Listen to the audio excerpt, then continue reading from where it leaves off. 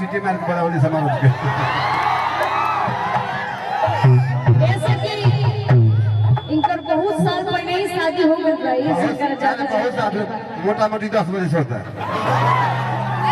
10 बरिस से ऐसे बोलते हैं जैसे अभी 10 दिन बीतल हो तो हमानी के ठक ठाक में बियाह करबे नबोज में बियाह नहीं होई हमारा याद करेला रुको तहर कहानी बतावत है हां इनकर ऑनलाइन एगो फ्रेंड बनल रहे ऑनलाइन बहुत लोग के फ्रेंड बनत है गर्लफ्रेंड बन जाता है हमार 5000 फेस तो इन करो 5000 फेसबुक पर पहले 5 कहे तो 500 हटाओ मत 400 खाई लड़की बड़ी से हां ठीक है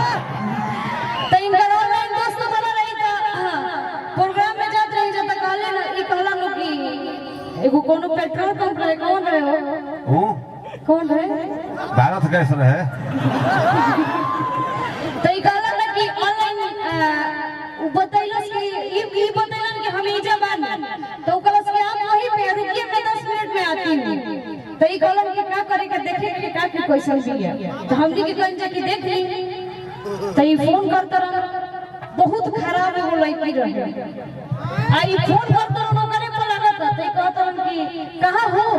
तो कहते अरे मैं तो यही पे हूं आप कहां हैं अरे यार ढूंढ रही हूं आपको मोहब्बत में चेहरा नहीं देखा जाता है दिल देखा जाता है अच्छा ई बात के बाद जब ई जान लेलन कि उहे लगे हिया तो कहत हम कि अरे बाबू मैं तो बहुत पहले आगे निकल गया हूं उधर से आऊंगा तो मिलूंगा ई बोलत के आता लड़की कहेंगे उधर के भाग गए तारो कहानी ये कह दे अरे हमारे कहानी का रखिए बस एक खाली गई रही हमनी के प्रोग्राम में खगड़िया जिला में अतले बीच में डांस होत रहे चल गई खाना खाए ए झूठ मत बोलिए बहुत अच्छा ही बोलिए तार के लिए झूठ नहीं बोल ए हमर के आज हम अपन के लिए खोला ही नहीं सुनना पड़े कहानी है कौन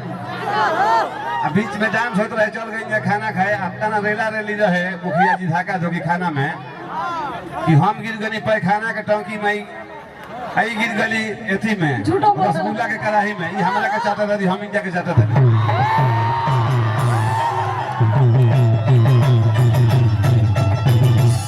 का करबे कबो कबो तू लोग वाला बात करेला का करबे ई साथ को टोपी पहनबे का